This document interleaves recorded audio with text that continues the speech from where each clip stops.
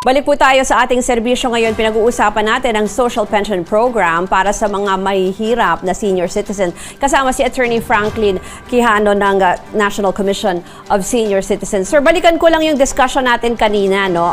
Yung makakatanggap nitong pension, hindi po lahat, hindi automatic nag-60 ka, hindi lahat makakakuha. Paano po makaka-avail niya ang pension? Ulitin ko lang po yung tanong mo.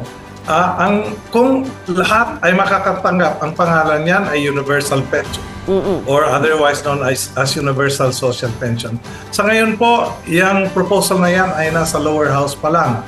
Ibig sabihin po, wala pa pong batas na nagbibigay ng pension sa lahat ng senior citizens. Sa ngayon, ang binibigyan lamang ay ang indigent senior citizens. At ang indigent senior citizen ay magka-qualify kung siya ay number 1, frail, number 2, sickly, number 3, may disability, at wala pong kakayahan at wala pong ibang nakukunan ng suporta.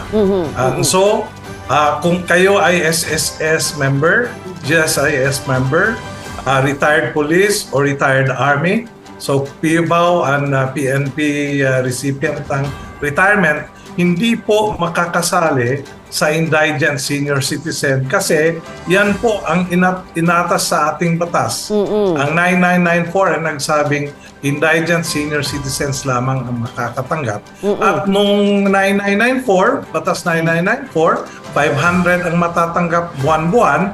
Ngayon, dahil sa bagong batas na 11916, magiging 1,000 po and barring any obstacles, pag may pera na ibibigay ang DBM, magkatotoo na ito. Sa ngayon, naantay natin ang aksyon ng DBM para maging 1,000 ang 500. So, ang hinihintay na lang po yung release ng pera. Kailan po kaya yan? Kasi sinabi nyo rin, di ba, by this month, yung publication ng yung implementing rules and regulation, no? Tapos, pwede kaya yan March, ngayong March, matanggap na? Or baka next month pa ho, or in 2 months? I cannot speculate. I think the right authority to answer that is DBM. Okay. Kasi dadaan ang lahat ng pera ng ating pamahalaan when it goes down the different agencies sa ating DBM. Attorney, opo, yung mga gustong sa DSWD. Attorney, yung gustong mag-avail po nitong pension if they think they're qualified, halimbawa yung sinabi nyo, no, yung frail, sickly, yung mga ganyan, paano po nila makukuha ito? Mag-a-apply po ba sila sa DSWD? Anong kailangan nilang ipakita?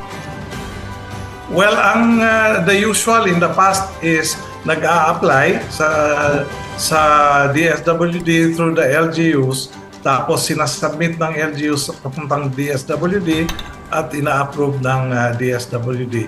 Ngunit under the new IRR, ang isang requirement natin sa mga LGUs is monthly gagawa sila ng updates kung sino-sino ang qualified at sino-sino ang nag-a-apply. Dahil siyempre alam natin na may deserving na magbi-birthday at talagang frail and sickly and walang support. So, kailangan ang updates is monthly.